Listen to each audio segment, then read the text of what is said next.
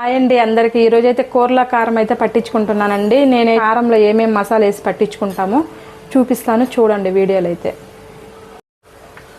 నేనైతే 1 కేజీ మిరపకాయలు అయితే తీసుకుంటున్నానండి. ఈ మిరపకాయల పేరు వచ్చేసి గుంటూరు మిరపకాయలు అంటారండి. 1 కేజీ మిరపకాయలకి 1/2 కేజీ ధనియాలు అయితే తీసుకుంటున్నాను.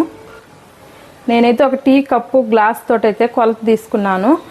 ఆవాలు, మెంతులు, జీలకర్ర, పచ్చెనగపప్పు, మిరియాలు, మినప్పప్పు, అలాగే కందిపప్పు అయితే తీసుకున్నాను. ఐటమ్స్ మొత్తం మనమైతే బాగా ఫ్రై చేసుకొని, దూరగా ఫ్రై చేసుకొని ఇవన్నీ అయితే కారంలో అయితే పట్టించుకోవాలి. ఇవన్నీ అయితే ఫ్రై చేసుకుందాము.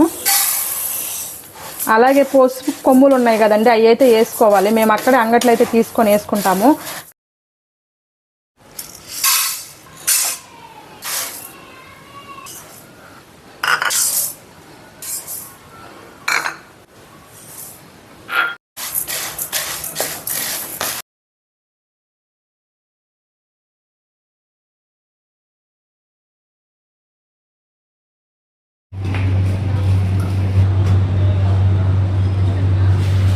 పట్టించుకున్న కారం అయితే ఒక గుండంలో అయితే పోసి ఆరబెట్టుకోవాలి.